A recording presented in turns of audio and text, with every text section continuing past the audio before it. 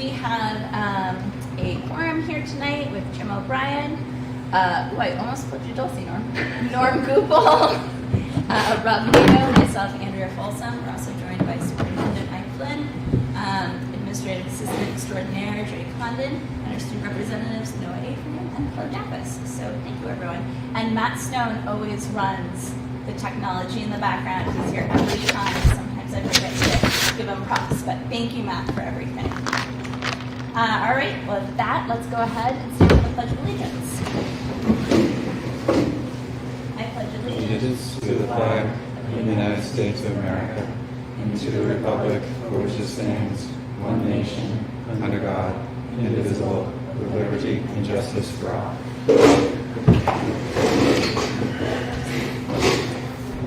All right, so we have one set of regular board meeting minutes to approve tonight from November 1st, 2022. Is there a motion to approve? So moved.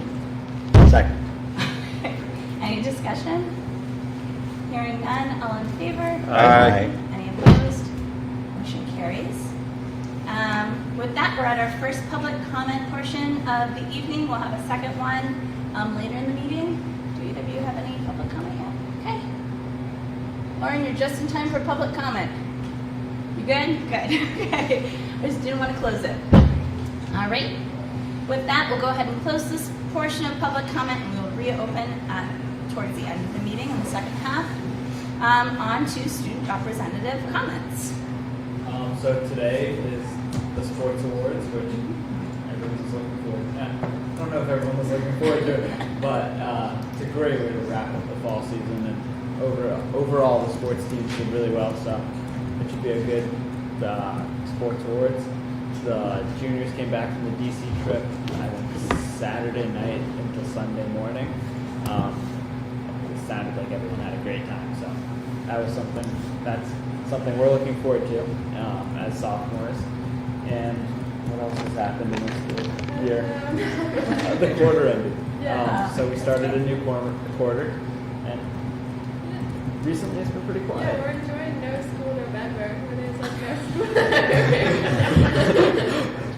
I don't know if I like that rebrand. No! Excellent. Well, I'm glad it's going well. Thank you guys. Board comments. No, it's good. So I do have one comment this evening. So not this past weekend, but the weekend before, I think most folks are aware that there was some anti-Semitic and racist words and symbols drawn along Pennacook Road. I want to thank our Hopkinton Police Department for getting on it really quickly.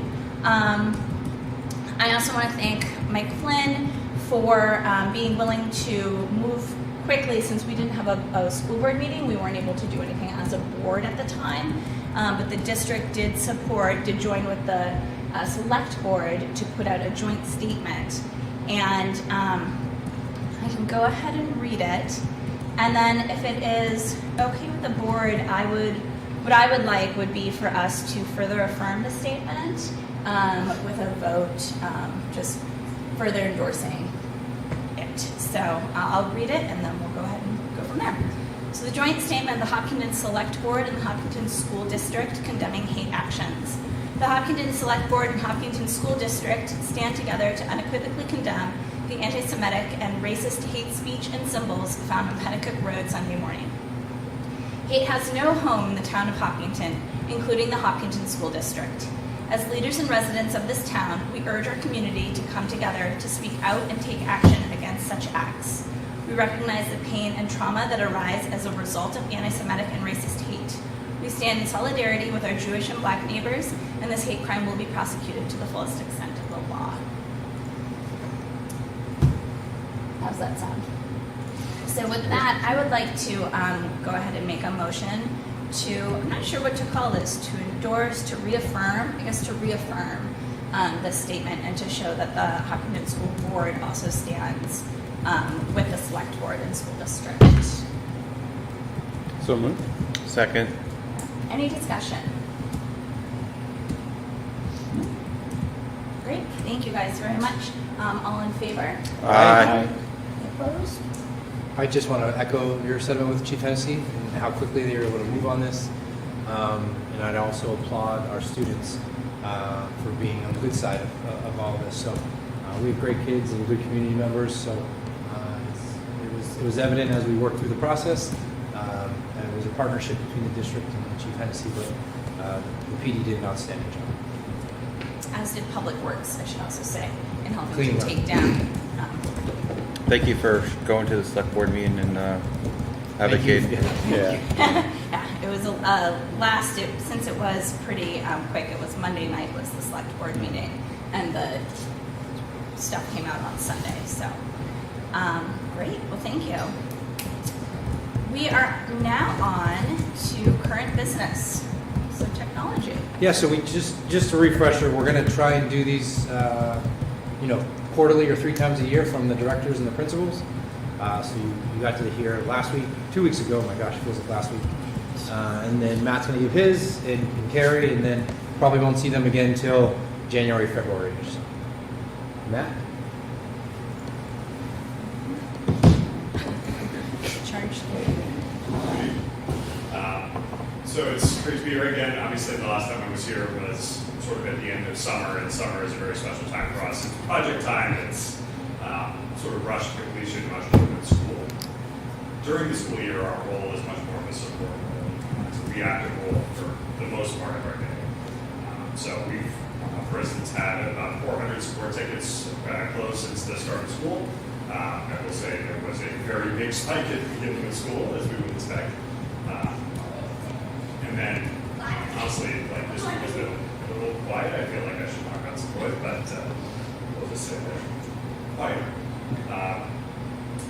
And then in terms of sort of themes of the issues that have come up, obviously with a new printing system, there were a lot of printing issues, particularly as we were struggling to deal with student printing for the first few weeks. Fortunately, people were really good and just sort of, the librarians helped us out a lot.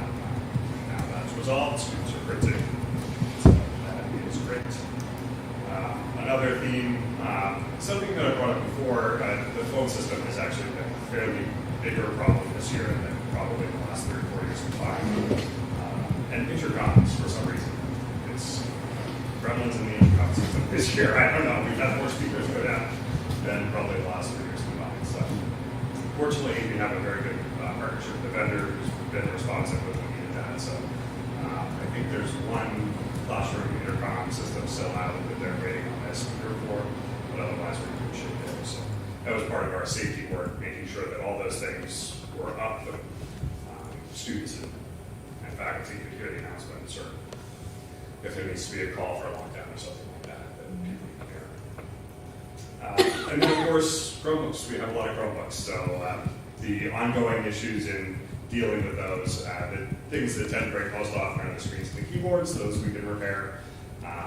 If there are other issues where the motherboard breaks, usually it's not economical to fix it. Those are write-offs. So fortunately, I think we've only had 4 or 5 total write-offs so far this year, so not bad. And another 20 or so repair issues that we're able to resolve. So not a bad ratio there. Our network has been really solid so far this year. Again, I feel like I should find, turn around 3 times its bit or something like that. But the fiber has been very solid. Our Wi-Fi network has been up. Really not more than incidental challenges. So that's always nice to hear. But here's that is not the case. So that's nice to see. In terms of ongoing challenges, equipment purchasing is still a real issue, both in terms of availability and pricing. We've definitely seen significant pressure in terms of pricing on certain classes. It has eased in other areas. Projectors, this lovely board that we have, it was not necessarily a planned purchase, but the projector system that we wanted to install has not been available for the last 5 months. So we have a mobile board. It works, but sometimes it's a little bulky in the classroom as opposed to a fixed installation. So challenges like that. And then just the ongoing, when will it break? We have some older server equipment that we're monitoring, but so far really solid performance out of that. We've been able to handle like a new climate system that Jim is putting in course, mine is always a little bit shorter, and I have a team of 3, including myself, so that's fun. But we have great partnerships with the library media specialists. There's always lots of it going on. We have a new robotics curriculum that is just starting out here at Maple Street School, so 4th graders will be, I think it was 4th graders will be programming Finch robots, and 5th and 6th graders will be working with microbits, which are great little programmable mini boards that can both just be on their own, but they can also power robots and all that kind of stuff, which I may have stolen that idea and have a great Christmas present for my nephew, so hopefully he's not watching. So, without, other than that, I'm happy to take any questions. Just one update on the printers. So I don't know if you've walked in the high school, there's a bunch of them right there. But we ran into an issue just with Conway and making sure that the contract was basically good standing before. And then Matt and his team are going to clear everything out. Any printers that are worth donating, we'll send an email out offering it up to the community. Any community member, because it's first come first served type of basis. And then whatever's not picked up, we'll donate as necessary and retain anything, all that stuff. But that's that process. It's kind of solidified. And then the other part that we just received from SPC, the company as well, is we're on target to be, I think, roughly $5,000 under budget. So that goes back to, again, the ink usage, paper cut, all the stuff that Matt and his team have been crushing it on working towards. So that's early numbers. Yeah, but very encouraging. Yeah. Questions? Chromebook, how does it all work in terms of distribution to students and monitoring and their sense of ownership, all that stuff? Yeah, I mean, obviously we encourage them to have a sense of ownership. I really don't care if there's stickers on them. If it saves a couple of screens a year, they're definitely worth it. They're usually not too bad to get off. I say that. I might be gone in large bottles, but we certainly encourage them to come forward if they have any issues. I would say we had more students using personal devices than we anticipated and planned for. So school devices a little bit down in that regard. But that said, we also have devices available if they need them.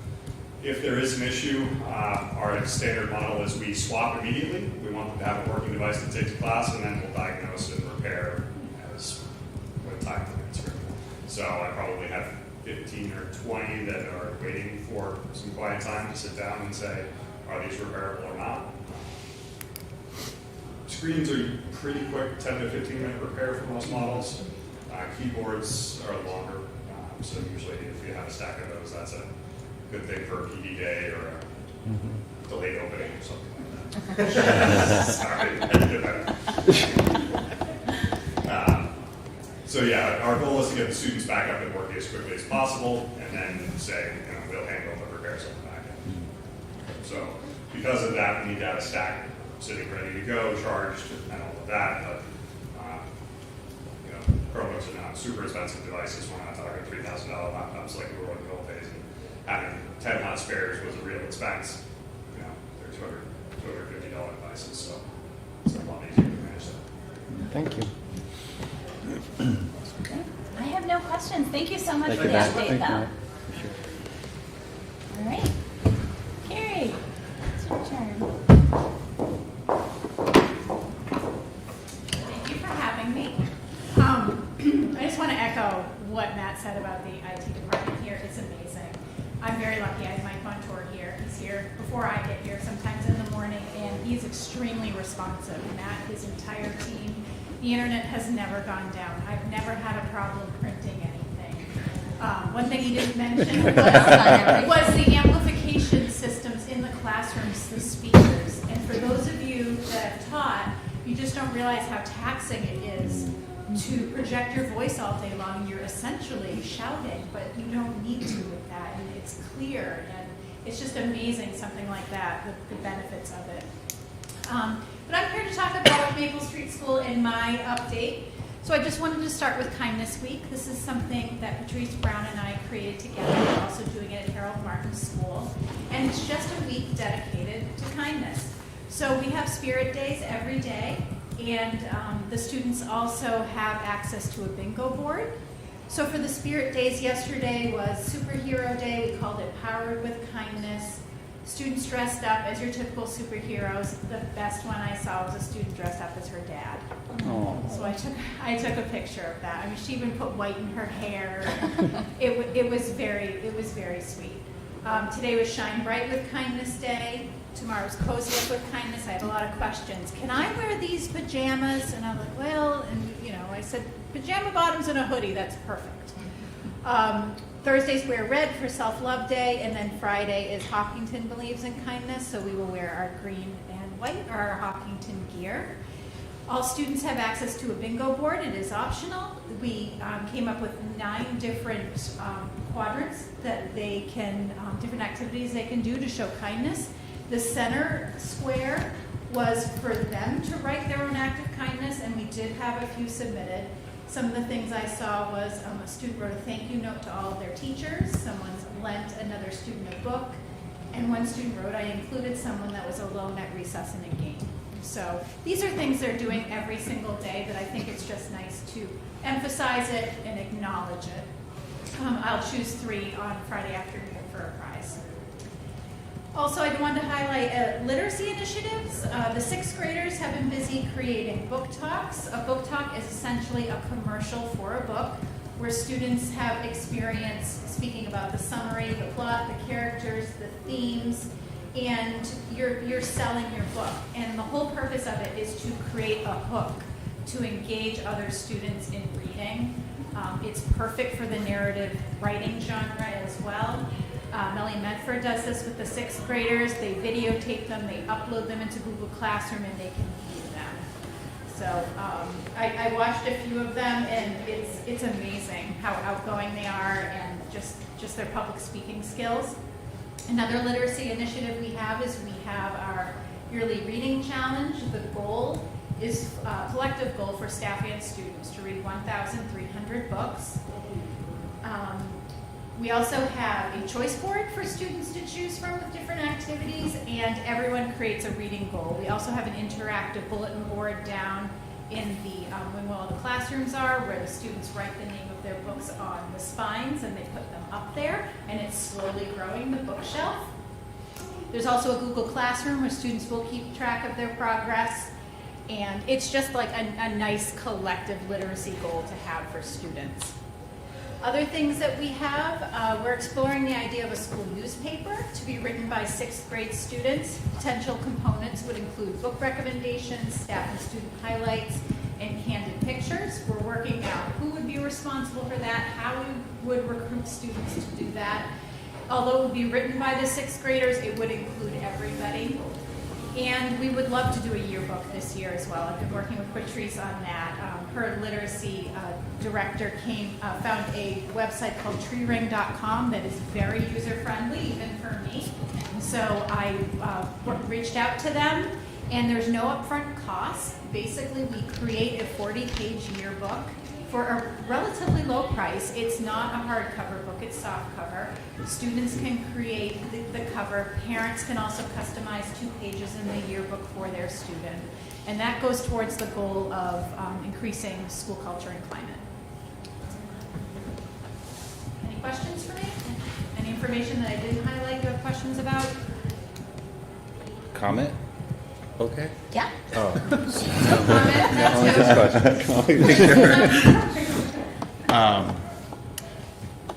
So my daughter dressed up as my son, and I thought that was really cool. That was her hero, and I thought that put a smile on my face. And the culture that you bring in, all these creative ideas that I'm not aware of until she gets home, really, it's something that I've not experienced, and I just want to say it's fantastic to hear. And I thought it was great to hear that. The other thing I experienced as a parent was parent-teacher conference. For the first time, I don't recall my last Maple Street one because of COVID and all that, but it was a really interesting experience for me because it was more of the student and the teacher talking about their goals. And it was like talking about how I can improve myself in a classroom and discussing that with the teacher moving forward for the rest of the year. And it was not about you're doing that in this grade or anything. It was about building yourself as a individual and as a leader. And it was something I had not experienced before, and it brought out the best in my daughter. And I just thought it was really great that the school district is approaching our students like that, challenge them to put down what they think they need to do as a goal, and then the teacher puts their goal down, and then they bridge that together at a conference and compare, and I think was really awesome. I love also your daughter's teacher in particular involve the students Yeah. as a component in that, because that's a life skill to Yeah. create goals and then reach them.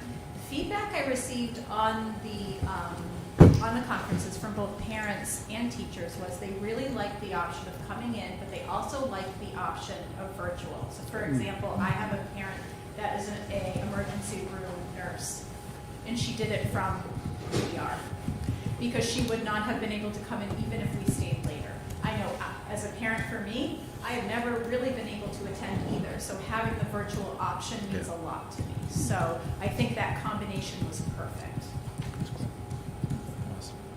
Question about the newspaper and like, any thoughts about connecting with kids at the high school and the talent and seeing if they can mentor and so? I don't know if that's appropriate or I never not. thought of that. That's an excellent idea, actually. We weren't really sure how we would go about it. It came about in our PLC leader meetings as just another way for students to be connected to the school. I don't know how intricate it will be on our first go-around, but yes, we can definitely reach out. I mean, that really builds capacity within the district. Yeah, let us know, because Noah and I are both in the staff of the town, and we have meetings every month, so. Fantastic. I will do that, Flo. All right. All right. Thank you. Thanks, Jerry. Thank you. Thank you. All right. Moving on, school calendar. Moving on, school calendar. In your school board packet, in the folder is a draft of the 23-24 school year.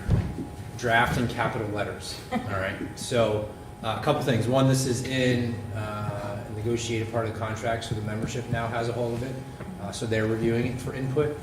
But more importantly, the state has not given us any guidance yet, which is not typical. So typical from them, they would recommend the weeks for February break and the weeks for April break. And the reason why I say that is because this is one of those calendars, I think it was about 3 years ago, where it fell perfectly for New Hampshire, and then Massachusetts stole it, and then we had to rotate it. I don't know if you remember that. So right now, that's the placeholder is the last week of the 26th, making sure. I think we ended up in March that year. It was really weird. Also, in February or March is going to be the presidential primary. That date has not been picked out yet. That will probably be more of an alt, meaning we'll change it once we know it, because we'll solidify this a lot sooner. And then you'll notice, I don't want to repeat what the students said about November, but if you go take a look at November, I see plenty of school. we shifted those conferences because there isn't a voting day in November. We shifted those back so it's a little easier for family planning rather than one in, one out, one in, one out. I think that might be the only highlights as of now. It falls into a year. There's what do I say? What's the leap? What's the Oh, it's leap year? leap year? Oh, So there's an extra day in there. oh yeah. So there's a couple, it just looks like a couple weird placements. But school for seniors, graduation would be on the 7th. And then the last day would be the 12th. So it plays in the favor of the students for sure. Definitely. And the 12th. Their last classes and finals, I know Mr. Kelly's listening to me, so I'm not going to go on full record here. But I believe for the seniors, it'll be around the 31st, 3rd or 4th. Somewhere around there will be that. Because then you get into, the barbecue and all the fun stuff. So. But I'm hoping at our superintendent's meeting, Friday before, we ask the state for guidance. Because a lot of us are in the process of trying to finalize that. So questions, comments, anything? So all the students end on the same day, too. Second year in a row. So this year we're doing that, and next year it's quick. So Mike, what's the next stop on this train? The guidance from the state, HEA feedback, and and I met with Mr. Zippy today, and then I'll probably bring it back to you on maybe the 6th, if not the 20th, to kind of finalize. So this is just first review for you, first review for HEA, and go from there. I feel like there was one more day that we were talking about today that would be different, but I don't see it. Mike, is it okay if we dismiss Carrie? Oh, Oh, yeah. yes. Oh, yeah. You wanted to skip. Oh, yeah. Okay.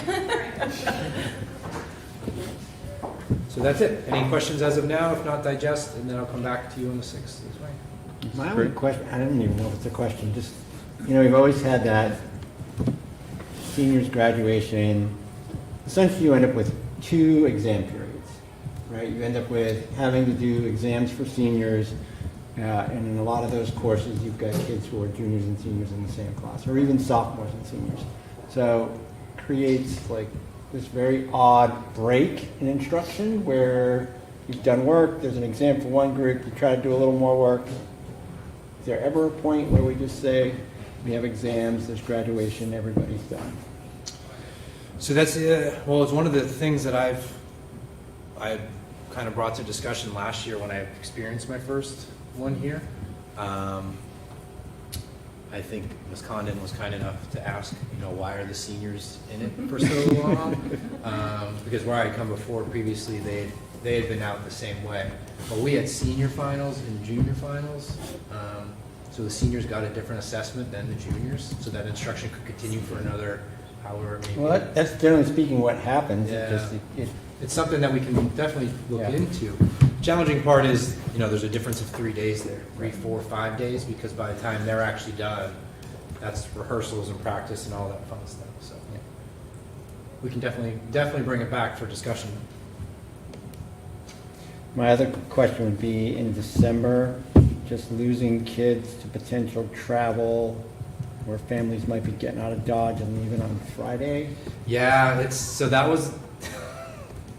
I'm going to own that one. That was me. I mean, we can talk about it. That moves the 12th back to the 13th. Then you start getting into those. But Which date, Rob, you talking it's about? the 22nd. So Christmas Eve. Christmas Eve isn't till Sunday. So I felt. Again, I'll own it. I felt like we can have school till Friday, but I understand. I don't disagree. It's just, forecasting ahead saying you're going to lose some kids. Yeah. Because people will say, well, we want to be there for the whole weekend, and they'll, I get it. That's why you typically see those PD days, right? So the 24th of May, then the 6th of October, those weekends. So, but I can bring an alternate version as well. But I'd rather have the day in December than I would in June. I think kids would rather be out earlier than in the summer. Yeah, right? 100%. Yeah. All right, thank you for that. I'll bring that back for approval once we have finalized it. Okay. Still with you, budget. Still with me. So, I brought handouts for you guys. So you'll have to squint at the board. You want? Yeah, you want me to bring it? Either way. I got it. Sorry. Thank you. Honestly.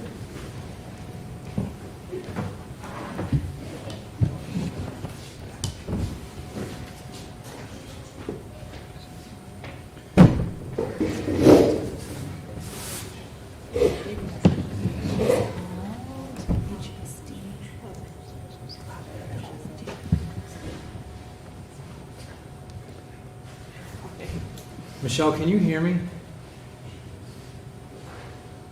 Yes. Okay. I'm sorry, I didn't realize Michelle was trying Michelle's, to- yeah, she's lots of I just want to make sure, because I can't see you, so if you want to interrupt me, just interrupt me, okay? Okay. All right. Okay. So, I'm going to go here quickly. This makes it easier to start the presentation off. So just to recap where we are, if you're in there, I'd say we're a meeting behind right now where we were last year, theoretically. So we had our September stuff, then we had our work sessions, our budget sessions, then we had our initial presentation, which is tonight. Last year, it would have happened in the first meeting in November, but we had Michelle was not able to make it that way. Okay. So we're kind of like an in-between mode. So tonight you're going to see kind of where we've come from October, but also knowing that you haven't had an opportunity to have it as a whole, as a board, and that'll be the discussion, and then from there you'll send us back, do any work that you want us to do, and then we'll come back, right? So we're about a meeting behind from last year. So then in December, you'll really set that tax rate target, which you did last year, and then we'll go from there. Challenges that have also impacted us is adequacy. They said it was going to go live today. I believe while we were sitting here, it went live. So it's coming off the books. They can't really tie it into what we have going on. So keeping that at that level. And then 2 weeks ago, Rob had visited and Norm went to the budget committee to give them an update. Essentially, it's the same thing. So kind of where we are. When we came into it this year, same thing. In this type of world we're living in right now, we want to make sure that the community members that may not have a student involved, that we keep a sense in them. The staff, we've been talking about staffing, and then we want to continue improving on our operations along with trying to reduce our surplus. So a couple of those balancing acts, right? Bringing one down, making sure we're trying to level off. So as we said at the start of this in October, believe it or not, strive for level funding on non-fixed costs, continue to move away from those large fund balances, establish some long-term planning, which I thought today's CIP meeting was outstanding. I felt really good about it. That'll be some of our long-term stuff that you'll get to see, as well as, I'll call it appropriate budgeting, so food service, things of that nature. Try and maintain that tax rate stability that we've been discussing, right? And then obviously get to bottom line or zero-based budgeting. So challenges this year, contractual increases. So the town unanimously, which again that was one of our focuses last year, unanimously approved two contracts. That has helped us significantly with our strategic plan to attract and retain staff, both HES and HEA. And you'll see here with utilities, transportation have been a real challenge on some of our drivers, as well as special education, which is required. So this was interesting to me when the adequacy came hot off the presses. One I targeted is what our ADM is, so that's average daily membership. So that is taking into account our enrollment and then what is typically in our buildings every day, right? So sickness, all that stuff. We were one of the few districts in which our ADM went up. So we went up 10, which is significant, right? And our enrollment is 940 right now for the year, total enrollment as of October 1st, and we're projecting 950 for next year. In your board packet was also a NESDEC report. So we take NESDEC into consideration, but we also take our kindergarten, our preschool, all that, and kind of weigh those numbers. So here are some of the financial driven pieces. So the HES and HEA, you can see the salary, which is pretty self-explanatory. But on the benefit side, I want to say it out loud so that we understand when we say benefits, that's just not health. That's also retirement and FICA, and we brought that up a couple weeks ago. So that includes all of those changes. Also in your board packet is the HEA and admin changes from the previous year to this year that we've been discussing. Now there's some private information on that, so we can discuss obviously any type of number without identifiers, but that's just for you guys as well, so you can see the changes that were made. So here's going to be the theme of, not just Hopkinton, but obviously everywhere we're talking about this year. I also want to point out that if you add 33, 55, and 46, you're not going to get 142. Those are major increases, right? So we didn't list all of the things. You see oil, electricity, propane. That other difference would include water, sewage, all the other types of things. So you can see that inflationary drive, that is a significant change there in the difference between utilities. Mike, can I ask a question on that last slide? Absolutely. I'm just curious how you, or Michelle, how you derive from those numbers, just because obviously we don't know what they're going to be. So I'm just, does the state give us a guesstimate on those, or is that driven some? So Michelle, did you hear that question? Because I know you talk about your 3-year trends and you I didn't hear that.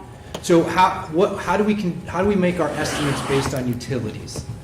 So what we do is we do a 3-year average for our usage, but we work with our energy buying group, and they give us the maximum they feel would be the rate for what each of these items would be. One thing to point out, when the budget was done last year, it was not understood that we were going to have a second propane boiler. So we didn't budget properly for having 2 propane boilers at Harold Martin last year for this year, if you get what I'm putting down. So during this year, at this time last year for 22-23's budget, it was too late to know what was going on with that. So that was part of it, was the usage, but it also is also because of the per thermal use, or however, I forget the term that's used because it's different than per gallon for oil. And when do we lock in our contracts with our vendors for like electricity for this far out? Just When do we lock in our contracts for? So so the good thing about us is we have locked. We had a 3-year contract for our energy, so our electricity, with Constellations that ends in December of 23.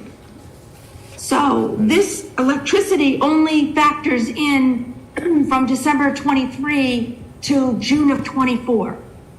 And then we won't go out to bid unless we work closely with the energy buying group. So right now we're locked in through May of next year for oil, and propane the same thing. So again, we just look at the market. We know we're locked in already for this heating season. So the energy buying group is good about letting us know when they think is a good time to go in and when it's you better wait a little bit. And out of CIP this morning, I think I can share that with the work of Norm and Jim, and we're going to have energy audits completed for our school district, no charge to us. So an in-depth energy audit, which could, I think the students were helping out with that flow too. Yep. So that might help adjust these numbers prior to January. It might not. It might go up. It could go either way. But I know Michelle does a lot of work in those energy buying groups, so trying to forecast. That's great. Thank you. Yeah. Keep going, Rob? You want to? Good. All right. Moving on.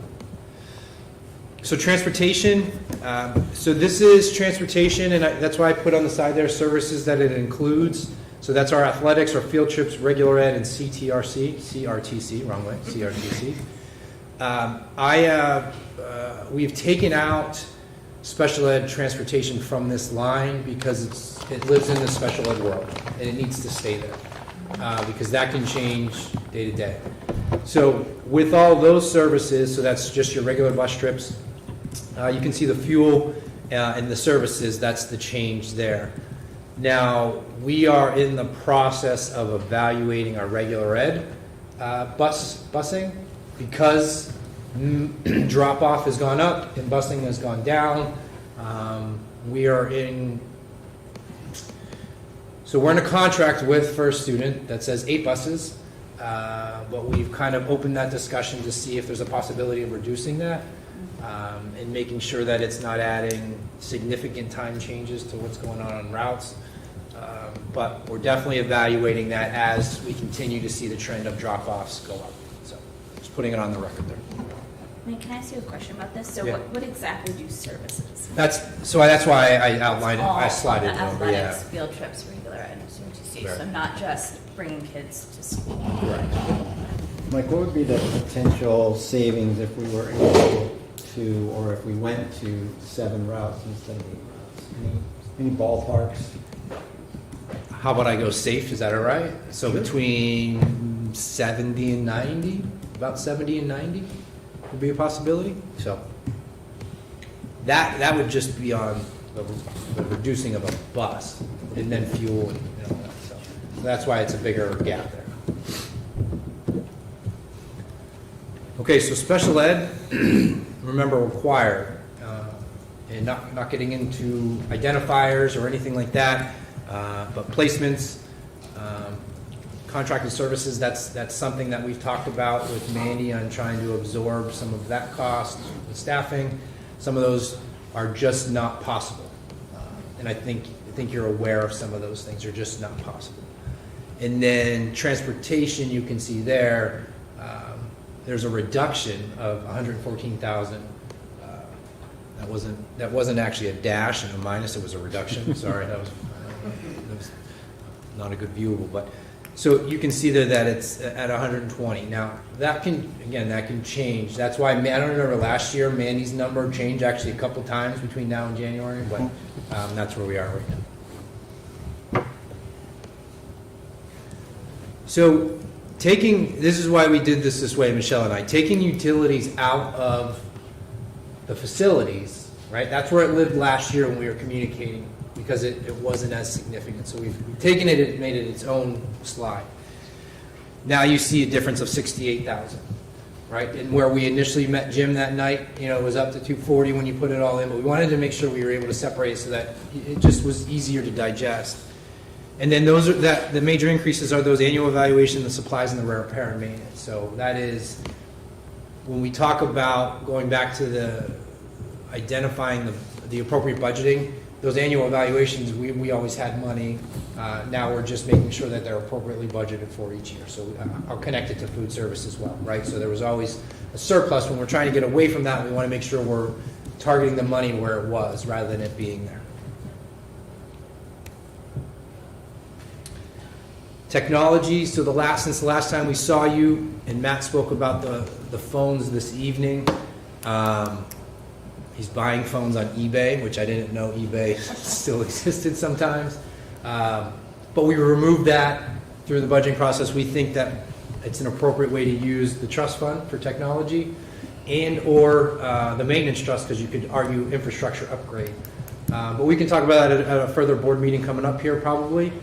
So we pulled it out of the general, and then you can see in there the difference of 17,820, and that's with Parent Square. Last year we bought that through ESSER, if you remember.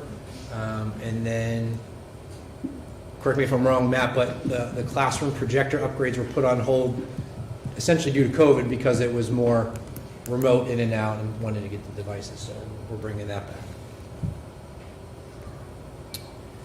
Then you get into some simple stuff. Harold Martin, if you remember Patrice, she eliminated a lot of things and narrowed that down to get as low as even as she could at 25.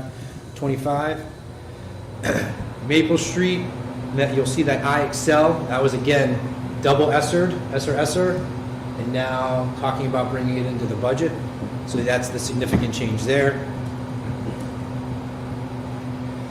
And then the middle high school. So Mr. Kelly had brought initially forward about 60,000. We pulled the furniture out. We found some more minor adjustments essentially within that line. You can see the drivers there is the tuition for CRTC, the new equipment. If you remember him talking about the falling wall and that. Graduation, this was a move by the board to incur all the costs rather than coming out of the student funds. Math program, as well as some work on the kiln that's anticipated. So you can see those are the drivers in that 34,000, but we were able to bring that down. Athletics, it was the officials we heard about. They're going to start charging more per mile. So that's that anticipation. We also, just so you know, Dan had spoke about increased transportation costs, but we adopted that into that transportation slide so that it wasn't getting separated. It was more of a general. And then the SAU, so two pieces. One is the food service. So last year we decided to attack it at a half, so this is the other half of that attack. But I put in there the printing contract because that's still, in that 109, we shifted the costs out of Matt and moved it into us. So supplies that Matt was buying, printers, all that, that's now in the SAU because it's a contract. And that contract, like I said, we're under budget right now on target. So if we have a savings of, let's just say a minimum of 4,000 this year, next year it'll be another 4, but it'll actually be 8. And it'll be, so all of that is, it's kind of like the HEA and their buy-in. So, they're contributing this year roughly $37,000 towards health insurance. Next year will be another 37 with that, which actually equals so forth and so on. So it's kind of that year over year. And then this is where we had some discussion. We presented staffing at the second work session in October, and we really feel strongly about making two full-time sites. We've seen the benefit of that. And then we took a different avenue of attack with the ESSER funding. In this building with Maple Street, making it level staffing. That would be the MMS teacher, MSS, and then wellness, those additional courses.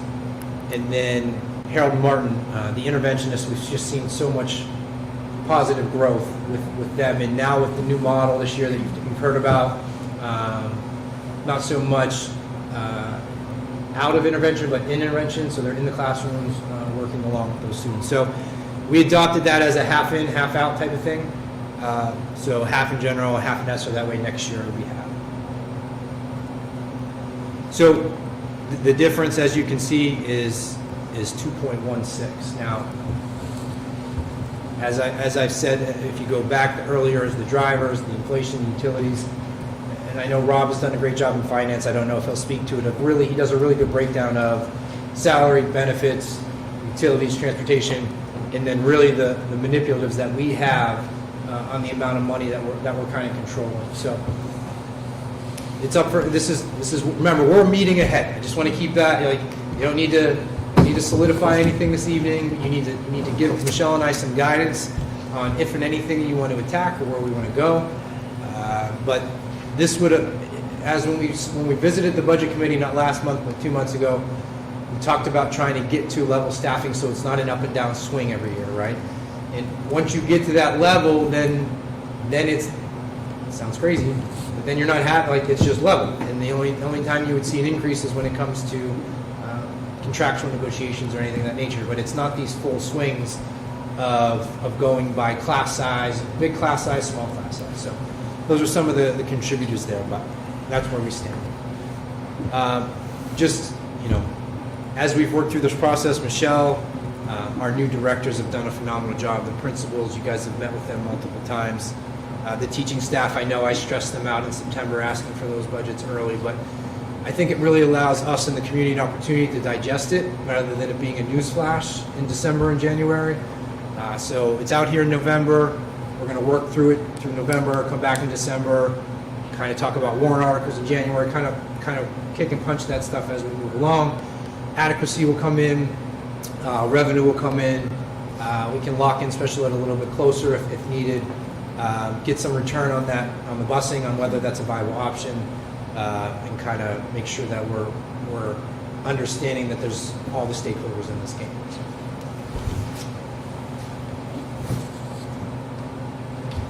I'm going to take this down since they have a packet and I can see Michelle. So, all right. So opening it up to the board.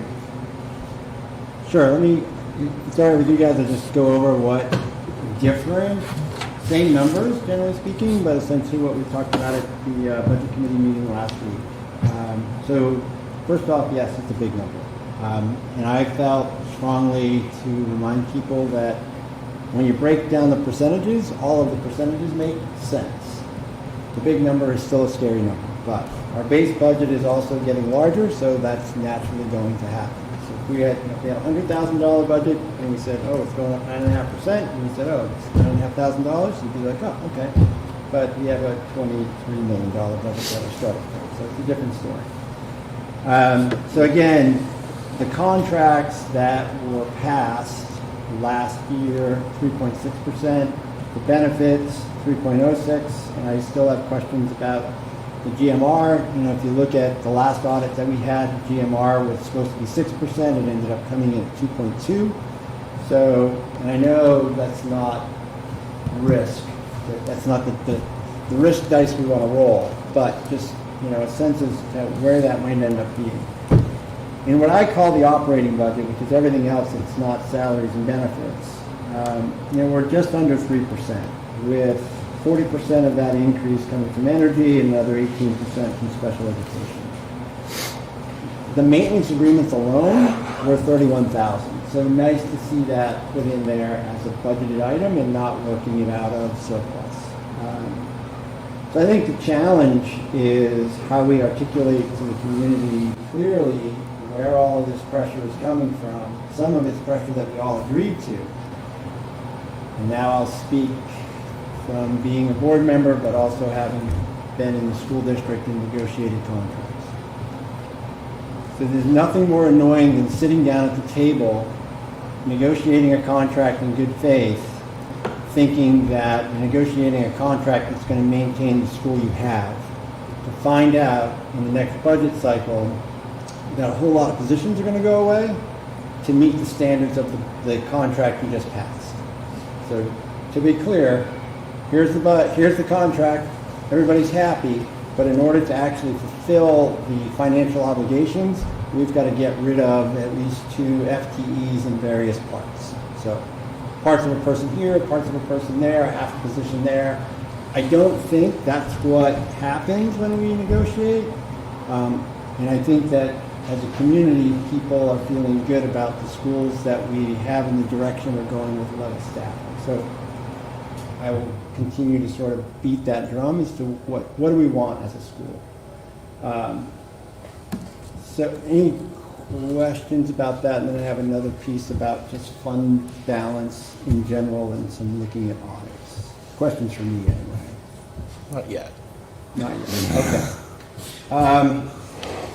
Still, this is a large number, and as Mike said, we do have some work to do. So over the last few days, I spent a lot of time going back and looking at audits as far back as 13-14, which is on the website. And, we can't dismiss the idea that we have had very large operating surpluses. So then I take out anywhere between 1.2, 1.5 on a regular basis. You take out money that's returned as revenue, and then you see what that surplus is. And it's still a pretty large number, anywhere between 7 and 8. Now, it all gets reappropriated to different warrants or to projects that are done. All of that responsibility takes place. My question is there a means to look at how we are projecting? If we're moving towards a lower fund balance, are we dialed in all the places that we can be? Or in some of that to be re-examined. So I would ask if that's something that we do over the course of the next couple of weeks before we come back to see if there's, to be fiscally responsible, i.e. we don't mess with the GMR on health insurance, but are there other areas that we might want to look at more narrowly? Yeah, and it's switching districts during what's occurred over the last couple of years has been a challenge, right? So you take pre-2020, and that's an operating business and then you take during those times in which schools were shut or it was alternate and that was a transitional year, and then you come back last year to where we were full. So the 19, 20, 2021 are kind of ugly things, but going back to that 13, 14 and kind of moving forward on seeing where those excesses were, I think Michelle and I can certainly take a look at that. When you talk about being responsible, it is about the benefits, and it is about having the appropriate funding to hire the right people. And that was one of the goals coming out of negotiations, is making sure we continue to be attractive, continue to be competitive. So if you don't appropriately fund those lines, then when you're trying to hire someone, you might say to yourself, well, we can't afford them, right? But also not in the job market where we kind of are. And I say all the time, teachers have a lot of leverage right now because someone who's in Manchester for 15 years, we would hire them right now in some of the markets. But with those hiring practices, you try and retract and retain and target some of those areas on the lower, what was the nice word you used? Early in their career. Early in their career, because it could be a second career. We have several of those. You don't want it, so. But I think Michelle and I can dive down and do some of that 13, 14 through 19, kind of look at 19, 20, and 21, and kind of pocket that. I know Michelle had sent CIP a memo that, remember, there's some negotiated stuff in there. So we have to negotiate for 3 retirements, 3 early retirements. We have to budget for it. They can't come, their HEA can't come and offer 3 and us say, well, we don't have it. It's against the contract. Professional services for teachers, negotiated in there. Besides the negotiated pieces, is there areas? I think that could be some homework for us for sure. Can I just throw out, this won't be popular, but just to stick with Rob, what you said around just like knowing fiscally responsible, like, can we also ask, and I don't know how to do it, it's probably non-public, but like if we were looking at reductions on the personnel side, like where would they come from? Because I have no idea, and I'm not suggesting we do them, but I do think just to have a complete picture, it would be helpful to know from your standpoint as a superintendent, like where would those come from? What would the impact be? Because we're all going to be asked. It would be helpful to know. Sure. And then it may help us uncover something where there may be something we can do. I'm not suggesting there is, but we haven't really had that conversation. I think it would be helpful, at least to me, to have that. Yeah, in our this profession, right? You can see that human capital is 75% of budget, right? Nearly 75%. And I think this budget is responsible in regards to the operating side. So pens, pencils, however you want to go there, supplies. If you look at a budget and you say, well, we need to cut 300, 400, 500,000, that's not papers and pens. It's not where it is. It's human capital. So certainly if we start to get into those areas, we're going to have a plan on our end. And I said it last year the opposite way. You give me the number and then we have to determine what we can provide. And to Hopkinton's credit, I still think you're in a really good shape with staffing. Where I can say previous districts I've been, we have been overstaffed. And it became really easy when we had to evaluate human capital because there was excess. I think that's going to be a little bit more of a challenge here. And only speaking from my short time here, I just know past, you guys would always look at enrollment, and that would be a decision where, when you get to that finally you get to that level piece, then it changes class sizes, right? So if it comes into general ed, it could be class size. If it comes into unified arts, it could be the offerings that you can offer. So yeah, we can certainly talk about that as we move forward. But that human capital ends up being a bigger discussion in this world.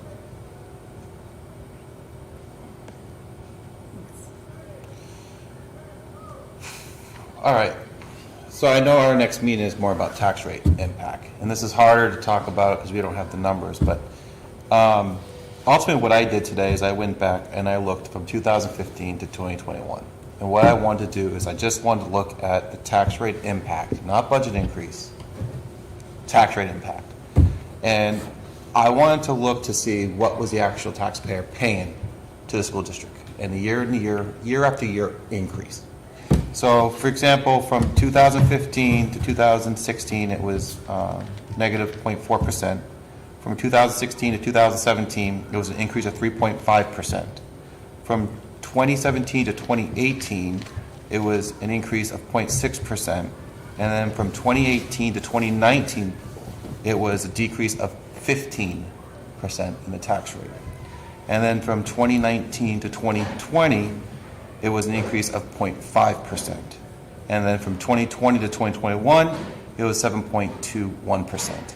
The town reval was in 2019, so that's why we had a sudden drop in the tax rate, which, to me, when I look at the historical data, we're going back now up to the 20th. My concern is, in this budgeting process is, Mike has made it his goal that in the future we're going to be focused on level funding and eliminating surplus.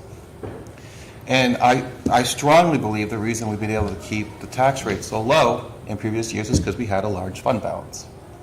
And so how we allocate our resources in this budget, we need to be very careful from Article 10, because we may not have the opportunity to replenish it at full capacity. And if we are going in the direction of really reducing the unreserved fund balance, you know, it's going to be harder for the next couple of years for us to maintain a sense of a sustainable tax rate.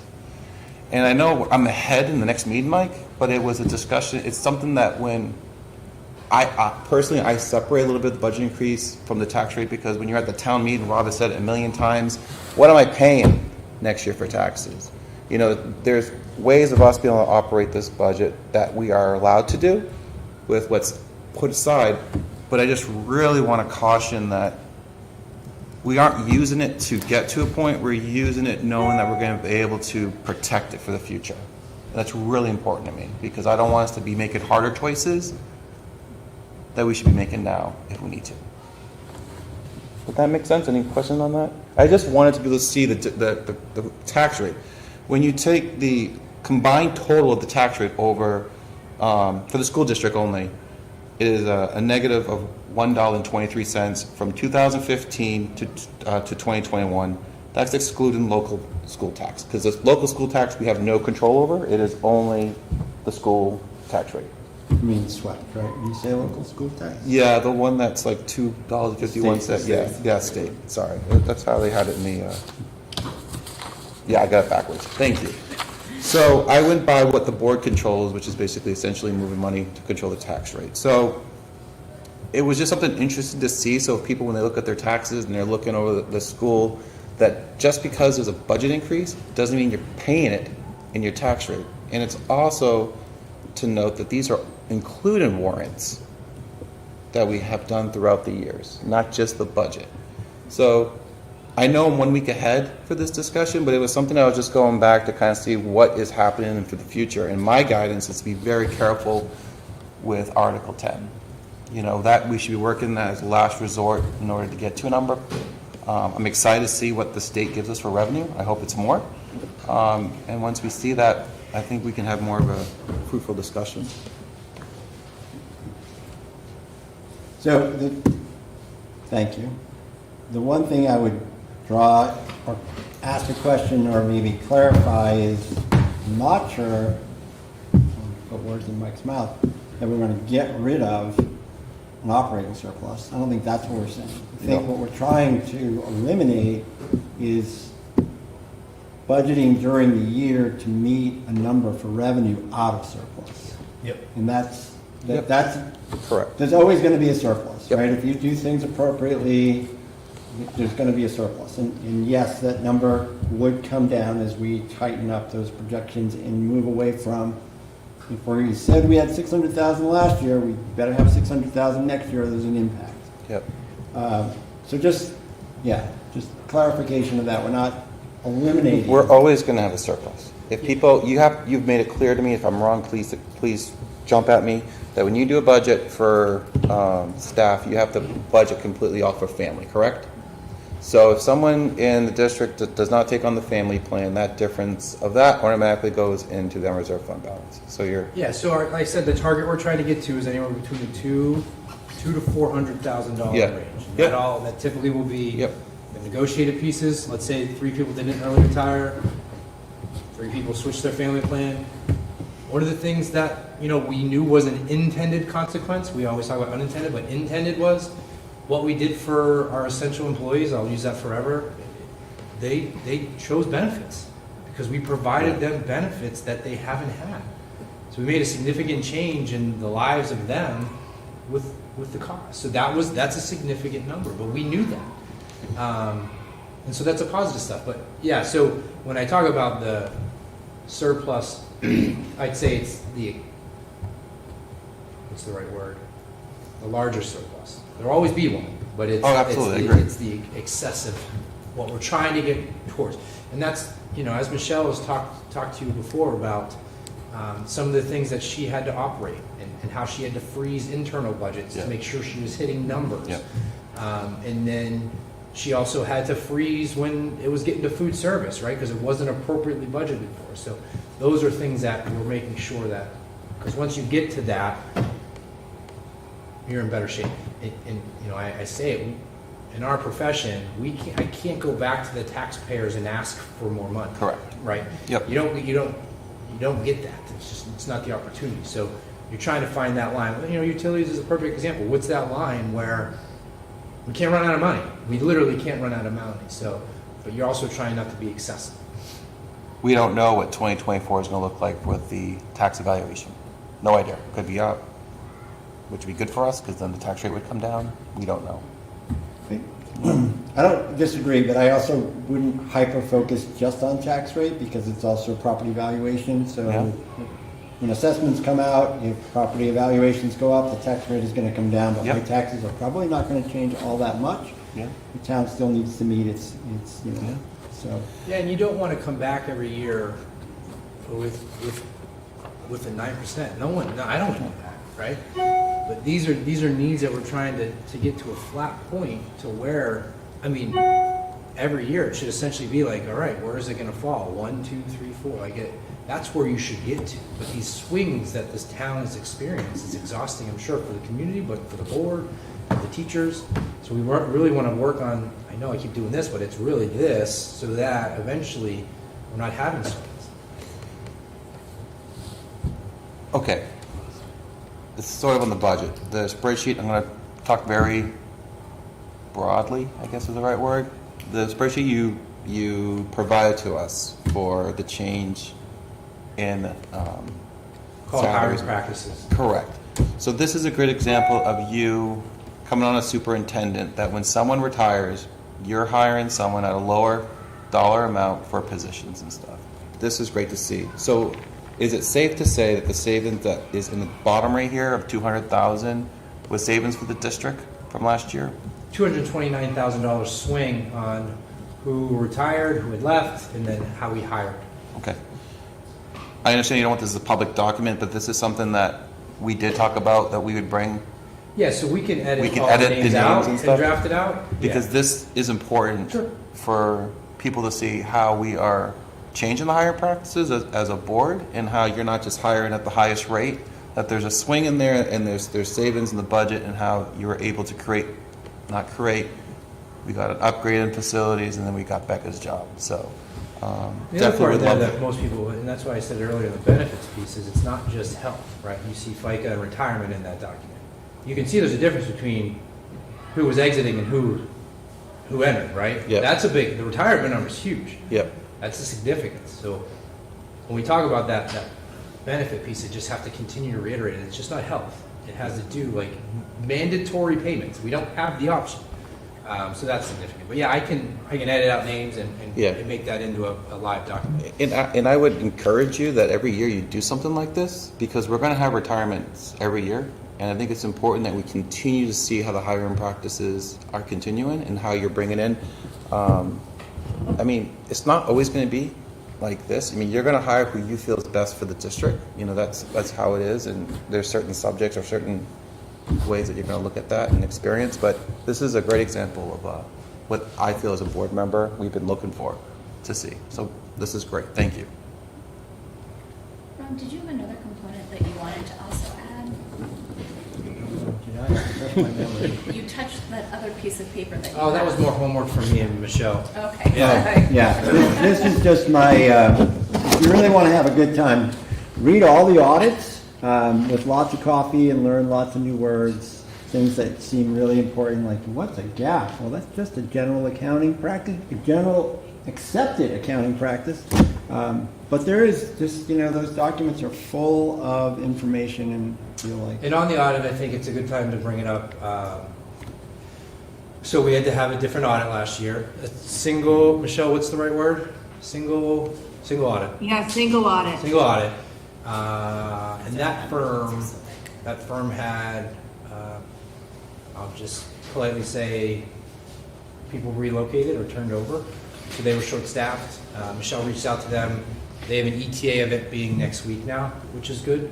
And I had shared with you, previously I wouldn't see them until January. right before we were locking stuff in. So we'll still get that plenty ahead of time to help us with some of our work. And there were a series of those older audits that didn't come in until January, so.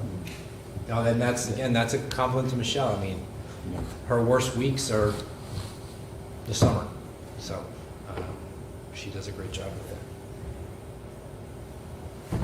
that. Any other Yeah, questions? any other areas that people would like? So you have some good homework. I know for me, re-looking at that, having another conversation with Mandy and re-looking at special ed, whether or not that Yeah. number could be tightened up, would be great. I don't know if I have much more to add. No. You know, until we see what the revenue looks like, it's really hard to kind of dig deeper, you know, because it kind of, seeing it all together is a little easier. Well, I'm gonna. But so I my think Jim's on yeah, the so- right page, like, what does the district look like in certain situations with personnel? And ultimately, it's not our number that goes to the town, it's the budget committee. So, you know, we need to be prepared that whatever is presented maybe or changed, we have an answer to. So homework is, Michelle and I are gonna kind of do I'll just say Rob's homework. Looking into this. Nice change. Looking into, I'll dive into some of the previous audits with her prior to me starting here and looking at where those swings and numbers are.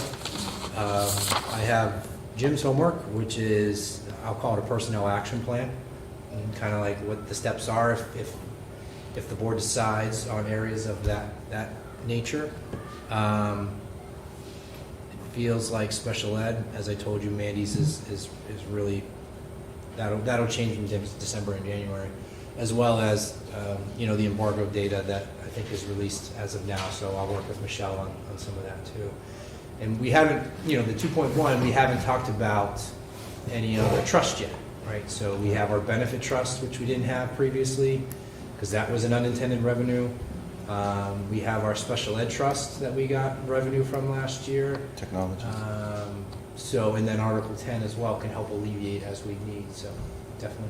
Any other homeworks? Yeah, I'll throw another one at you. So I get, like, if you just take the 9%, round number, six from increases from personnel costs, 3% non. And so I guess, can you take a look at that 3% and see if you could take, I would say knock it down to 1%. Like, what would you do? And I know that's pens and pencils, but again, just trying to see what options are from your standpoint. If there was going to be a reduction, like, what would it look like? Absolutely. And I just made those numbers up. It could be 0, it could be 2. I don't know what the right number is, but From the numbers that I did when I broke that into pieces, the energy, utilities, special ed, food service, CRTC was, throw in general facilities increase, it was 550, and we were at 650. So there's only like 100K left. That's not, unless you want to, general facilities would be the only place to go, but we also know that's our weakest point in terms of actually making sure we're doing everything we need to do to maintain buildings. and I'm not here advocating for them. I'm just trying to get information. So Yeah. I totally understand. I'll call them action plans. Yeah. Right? So personnel action plan, then you talk about resource action plan. So if this, then that, right? Yeah. If that, then that, so for sure. I'll add another action plan then. Yeah. So transportation action plan. Okay. Just to That was break- already on. Yeah, okay. That Just was- to break down how much we're putting towards, athletics and field trips and CRTC and regular ed. I know we touched on that already. But I think knowing how that's broken up could be helpful information. Hey, Rob, could you? It's also important for the community to know that, like, in terms of athletic transportation, our small school bus that's driven by coaches saves us a lot of money. So for things like the golf team and the ski team in certain times, cross-country trips that are smaller groups, you're paying for the cost of fuel and what we paid for the bus and not a bus driver and transportation costs. So I know no number has been agreed upon, but is it possible the finance committee can do like a one-pager like you guys did before? When is the next? What do Oh, you- we'll do that, but I think we'll do that once we get things dialed in a little bit. Okay, all right, Yeah, for that'd sure. be great. This is the one I created. Finance is scheduled for the 7th, which is after the next board meeting. I think we did that up. That's good. Any other questions, concerns? Digest Yeah, it. we're gonna- We'll come back. Yeah, I think for our next meeting, we'll discuss a little bit more of the feedback from the budget committee. I think Rob and I had a good conversation with them. But I think when we're all here as a board, we all can talk about the recap of that, so. When did the budget committee meet again? So we meet December 8th, which is a Wednesday, right? And then we have the board meeting on December 7th. We'll talk. You're a day ahead. Oh, December 6th sorry. is the meeting. December 6th. 7 will be budget committee. So we'll talk December 6th about the questions they've asked, and then we're going to go and do a presentation based on what we discussed here and just keep them in the loop. You know, it's going to be an ongoing discussion with them. After the town goes, they do their presentation first, and then we're going to talk to them for the next couple budget sessions about what's going on here. So they appreciate the communication. So we still have more conversations. Yeah. Budget. You guys have any questions or comments? No, that was a lot. However, I'm just complimenting Jill that maybe she should take the minutes because she's quite impressive over here. Bullet points. Nothing else? We good? For now? All right. Okay. Next up, we do have policy. And that's me. Okay. So we are back with our policy flow. We have 3 policies up for a first read this evening. And I'm going to do them in alphabetical order. So the first policy we have is BEDH, which is public comment and participation at board meetings.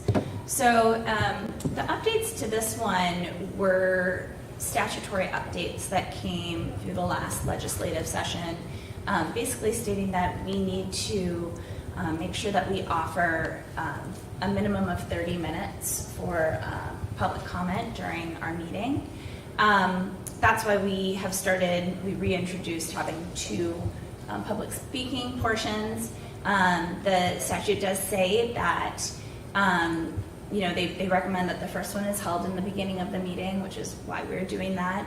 And that if you don't use all of the 30 minutes in the very beginning of the meeting, basically the rest of the minutes can be tabled to the second half of the meeting. And if there are not enough speakers to kind of fill the full 30 minutes, basically once everybody speaks, you can go ahead and then close the minutes or close the public comment period, even if it has not been 30 minutes. So really, this policy, we actually had just updated it because it had statutory changes the year before as well in 2021. So that's why you're seeing that even though we revised it in February of 22, we were gone back and re-revised it today. So this is the first read. All 3 of these policies are going to follow our normal 3-read schedule, and then we will vote to approve them. Any comments on this one? I do. So we approved a public comment before. This is just an updated policy, correct? So this is we're updating this policy. It's been approved before in the past. We're just updating it because of. Yep. Is So it, this is a policy that Yeah. we've had from prior to 2007. This has been a consistent. It's a statutorily required policy to have. can I ask for in the future that the changes are in red? So I could. It would be a lot. it would be a lot. Okay. Yeah. So it was like I didn't know if it was This just is a little this bit. is a big. Okay, No, if all you right. look at the bottom of all of our policies are legal references. Okay. So this had 2 legal references previously. It now has 8 legal references. Okay. No, I thought it was just a little bit because I was trying to compare the difference between the 2 from. This was a Okay. That makes While sense. it was Okay. a statutory requirement, All right. and much of the language is the same, I think this does a better job Got of it. more fully explaining both how we have public comment, Mm-hmm. both the comment portion and the participation, overall participation at board meetings. Awesome. Thank you very much for Sure. clarification. So the second one is policy IMAH, which is daily physical activity. The only change to this policy is we removed some final wording at the end that was a board requirement for daily physical activity. That was actually a duplicate recommendation. So there's already a recommendation for daily physical activity after 45 minutes within our wellness policy. So it did not need to be, it was redundant and did not need to be in two places. Anything to add to this one, Jim? Yeah, just on that last piece, in this policy, it was required rather than a recommendation. So in this policy, it's the only requirement. And I think the board, there's no enforcement that the board would have, and having a policy that's requiring something is probably, then we're not having no enforcement mechanism is probably not a good idea. So Andrew's right. We had a policy that already recommended that, which felt like a better approach to the challenge. So, and everything else is, This is going to sound really odd, perhaps coming from me. So clearly, I think this is a great idea. People should, healthy habits and physical activity and all the rest of it. Is this applying to during the school day or The what we removed? the whole the policy. policy in Yes. general? The policy, yeah. Okay. Thank you. And there are statutory requirements that go along Okay. with a daily movement. Recommendations. So these are all recommendations and not requirements. Thank you. Okay. Third one, Jim, did you have anything you were going to add to that one? No. Excellent. The last one we have tonight is, again, it's a policy that we've had on the books since at least 2006. This is policy JFAB, admission of tuition and non-resident students. And basically, there were just some minor statutory changes. Our policy hadn't been updated since 2006. It was last updated statutorily, I believe around 2013, 2014. So this was just something that we, as part of our audit and looking at all of our policies, we want to make sure that they are as up to date as possible. So this spells out the admission of both our tuition students and our non-resident students. So with that, if you have any questions, again, we'll be talking about this in 2 weeks. So that's it. Those are the 3 policies today. Sound good? Okay. Excuse me. We are on to the consent agenda. Yeah. Just trying to, I got stuck in policy. Sorry. All right, consent agenda should be relatively quick this evening. As personnel, there is none, no updates as of right now. Moving into the superintendent's report, Noah stole some of my thunder. The DC trip went off, but compliments to the staff, and I know Kate does a lot of time in organization. Our buses started the trip in Hopkinton, Massachusetts, which definitely delayed the trip a little bit, but they made their way up. Compliments to our kids, and then we're running it again, so good for them. Great job. Update on perfect timing, inclement snow days. So last year I'd mentioned, I'll use the word blizzard bag, even though it's kind of outdated, but working on remote days for inclement weather days. Becca has been working pretty heavily on that. That is, a draft is now in the AGA's hands. It's going to go to CNA as well this week. And then once we move forward, it's not something that we need permission from, right? The state has actually waived all of that, so now we can implement that, no questions asked. So we just want to make sure we're on the same page as everyone, and then we're going to hopefully launch that this year. I feel pretty comfortable saying out loud that like the first 2 days, every cycle will be traditional snow days. And then the next 2 would be remote days, and then the next 2 would be traditional. So 2 on, 2 off type of thing. And the more details will come out as we move along, but it goes into making sure that we're saving those days so that we're not going into the summer. And how that will look will come out. I just wanted to go through the right processes, but we're on that. Next is our Hopkinton Parent Advisory Forum. We sent data home a couple weeks ago we had mentioned about, and now Becca is going to be holding an HPAF forum in regards to the data itself. So that'll be kind of like we did last year. We had people, anyone that wanted to come and talk about data. Becca's going to send that date out, and that notification will be going out soon for parents. I think it's going to be the last week of November, essentially, so that any parent wants to come in and talk about it. We can certainly work with that. One of the school board goals in regards to the safety action plan, so Mr. Rizicki and I met today for quite some time. We're going to have a proposal to you for you to, same as tonight, we're going to give something to you on December 6th. You're going to have punch and kick, a redesign of the entryway to the high school, district-wide safety measures. So we'll have all of that to you guys by the 6th. Mr. Rizicki has done a great job in working with the principals on identifiers and coming up with that for you guys to review. So Mr. Rizicki, again, him and Becca far outweighed everything that's going on. So great job by them. And I already mentioned the printers when Matt was here. That was on mine. And that would be on to Michelle, who wants to talk about tuition briefly. Yeah, just one of the documents in the drive is the tuition document.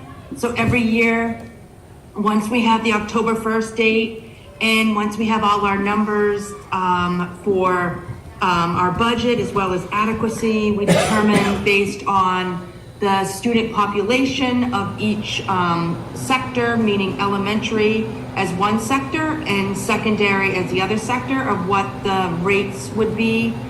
This is different than what the state does for their calculation for tuition. And so what we're looking at is a tuition rate for elementary of $17,964.51, and secondary is $17,749.29. Which, if you look at it, you'll notice that the secondary went up quite a bit, and it all has to do with not only the expenditure amount, but as well as there was a decline in enrollment at the secondary level. Mike, can you share how many are paying tuition to the school district? Michelle, do you have that? I don't know that I'm wrong. Sorry, I didn't hear it. How many tuition students we have currently? Oh gosh, I think we have, I believe we have 2 secondary and maybe 2 elementary. Yeah, I'd say it's in the. But some are, a lot of them are staff tuition, so there are different Different levels. We different use this variations. rate, but it's also a percentage of this rate. Yeah, I'd say between 4 and 8. Okay. I know Robert mentioned a while ago, Rob, stop me if I'm wrong, about not promoting it, but we're still putting the word out that we can take students in if there's space in the classroom.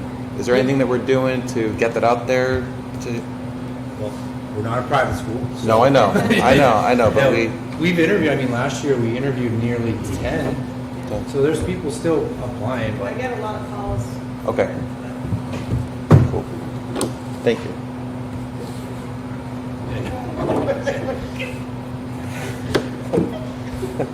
Michelle, I think you had a donation. Is that right?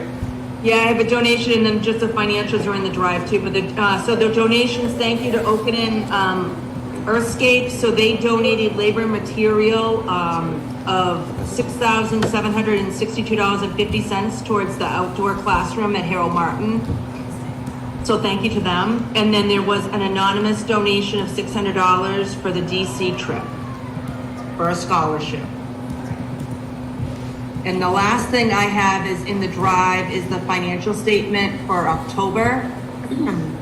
And as you can see from that financial statement, it shows that our anticipated fund balance at year end is under just over $73,000. Michelle, can you just remind me when it's in the red and it's in the hole? What does that mean? You haven't received funds from the state, or can you explain that a little bit to me? I'm sorry, I didn't hear that. So Norm's asking, when it's in the red, does that mean the funds haven't been received from the state yet? Or maybe digest that a little bit for him? Oh, the in the red means that we have, on the tuition side, means we have more than what we had anticipated. On the expenditure side, it means you're over budget.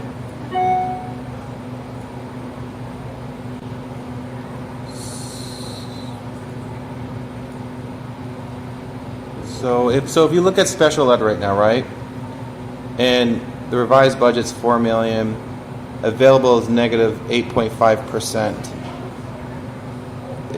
and it says its available budget is negative 344. I'm just trying to wrap my head around how that works. He's talking about the special ed 1200 line. I'm just trying to. Yeah, 1,200 is over. So right now, I think in my memo, it says that there's a couple grants that we have not got state approval from yet. So their full staff salaries are, like the IDEA grant, the staff that usually gets charged to that grant are being charged out of general fund at this point. We have an October 5th eventual date, but they've not given us a grant number, so that is going to go down, I would say, to about 144,000 in the negative instead of 244,000 in the negative, 344,000 in the negative. All right, thank you, Michelle. I appreciate that.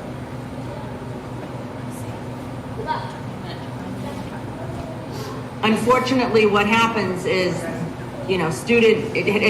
student needs dictate that line. So what happened after budget is, they're just two different animals.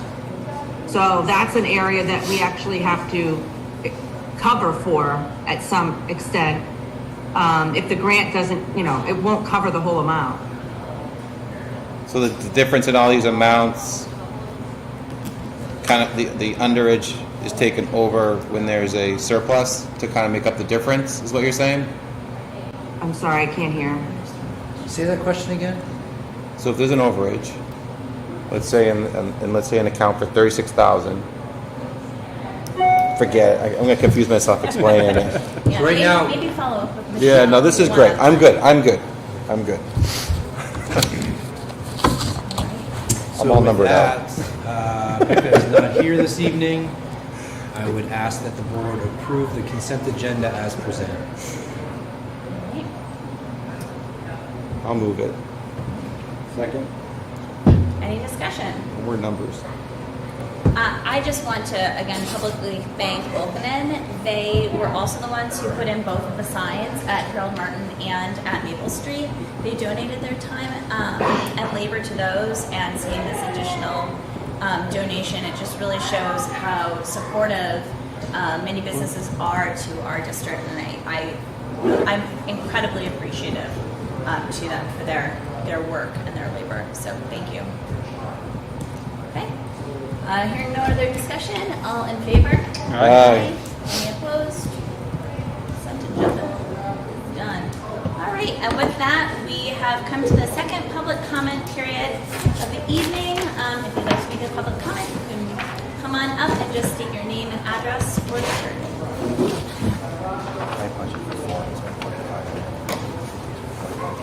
I'm at 86 Main Street. On the discussion of the school bus potentially going down from 8 buses to 7, I just was thinking about field trips, because I know my daughter's Boston trip got canceled because of busing schedule. And I was just wanted you guys to know whether you had considered that factoring in, or maybe it doesn't factor in if you drop one bus, how that affects field trips. I don't know if it's a deal breaker, but it's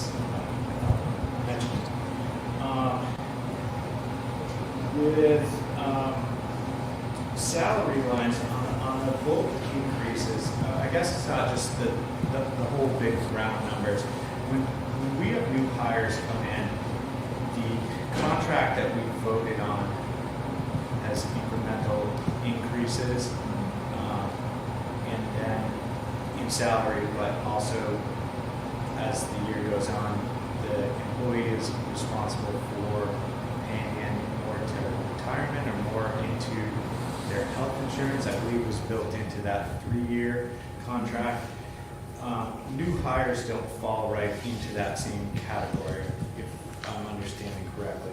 They have a different format, correct? Yeah, so new hires for health insurance in particular go right to a 93-7 split. So they are covering 7%, and this district covers 93%, whereas current employees are working towards that over the next 3 years.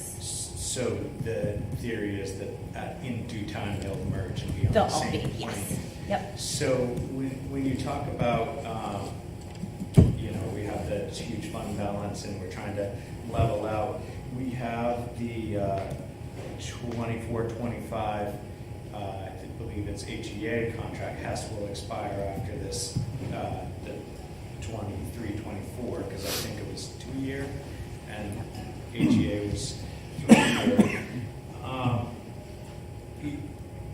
With the employees that we have right now, we should be able to predict what that increase will be for then 24-25, correct?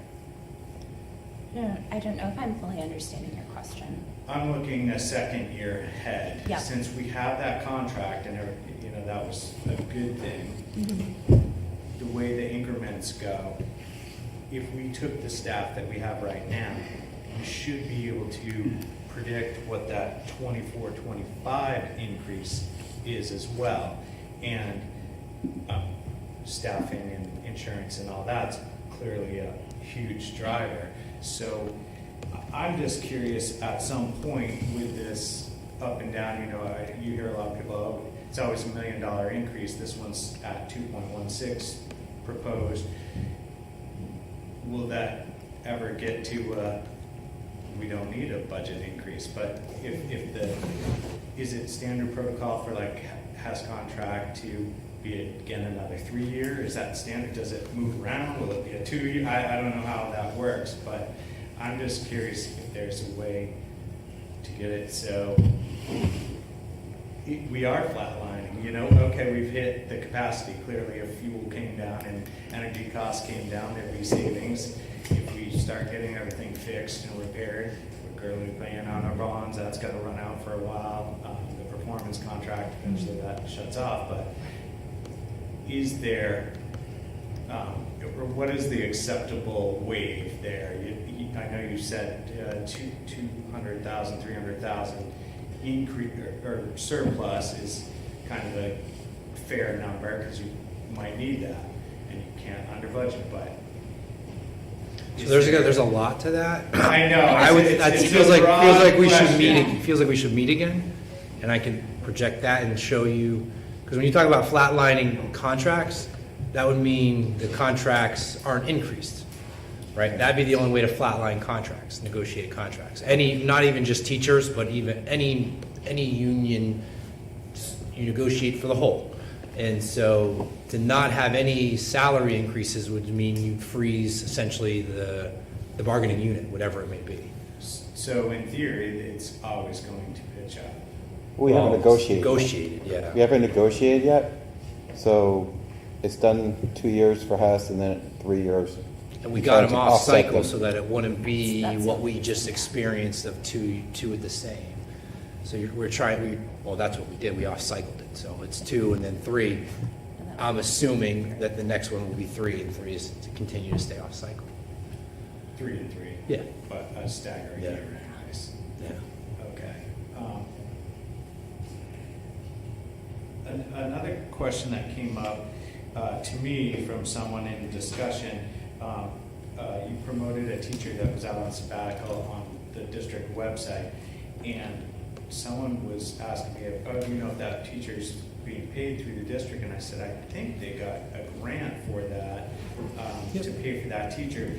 So there's presumably a teacher for a year contract in their replaced? Is that how that works? While she's out, someone else is filling that position? Yes. Yeah. Okay. That was it for me. Thank you. Other comments? No? Okay. All right. All right, with that, I'm going to go ahead then and close the public comment period. Yeah, my brain just froze. Sorry. So moving on to other business, old business, and committee updates. Do we have any committee updates? The only thing I'm going to thank Rob for coming to the budget committee with me. It was great. There's a list of questions that I'm going to go through with Mike and Michelle, and I will relay the questions and comments to the board. There's some stuff about our budget that they had some feedback on, but I want them to dial in a little bit, and then Rob and I can discuss a little bit about what went through the discussion and just keep you guys up to date.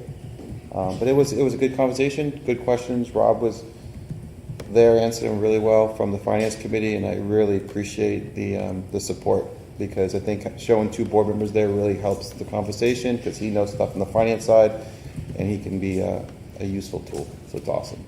Great. Thank you, Rob. Thank you, Will, for attending that. Policy committee, you heard what we were working on already. We will never be exciting. You Mike mentioned the energy audit. That's going to be exciting. So that's from the that's coming up. COP met. We had a meeting. We have some good stuff in January. Really good stuff in January. And then curriculum assessment is meeting on Thursday at 3:15. So we haven't met. We only meet monthly. Anything else? Any other business that we have not yet covered? Yeah, I'll also say. Sorry, I always look this way. Dulcie and Jim and Simon and I met for like a subcommittee of the Energy Steering Committee just to review the data we'd gotten from bills and stuff lately. So we're entering that into the portfolio, and it's going to be a lot easier to see what, like, make plans from that after we have the data. Thank you for your help with that. Yeah. It's a lot of data. Yeah. Yeah. Yeah, I noted in the latest, update from the middle high school that your energy committee looks like it's very well set up. The student one that has, your own energy or sustainability committee, and then you guys have subcommittees on all sorts of things. So we love a subcommittee And here. Jim came to our meeting this morning. Oh, really? Yeah, it was really helpful. Excellent. Jim Zicki, correct? Yes, Jim was You're helpful. You brought candy. All right. With that, we do have. So there is bad weather on the way. There's And I just bad want to go on the weather. record that if it is a delayed opening, it is because Noah and Flo harassed me before the board meeting started. Get thrown under the bus. So moved. Oh wait. And I do not. We'll be thanked. Looks like rain right now, but It's the first day of Nordic tomorrow, right? Don't you want to have it? Nordic? Yes. No. When's it start? December 5th. Oh, okay. But we do have 2 raking opportunities this weekend. Yeah. We're ready to go. Awesome. All right. So with that, we do have. Do we still have? yeah, meetings? personnel. Okay. So we do have the need for a non-public tonight. So I'm looking for a motion for the board to go into non-public under 91A:3A for personnel, and then after we come out, we will be conducting no other business, and we will adjourn. So moved? Second. Okay. Any discussion? So roll call vote. Jim. Yes.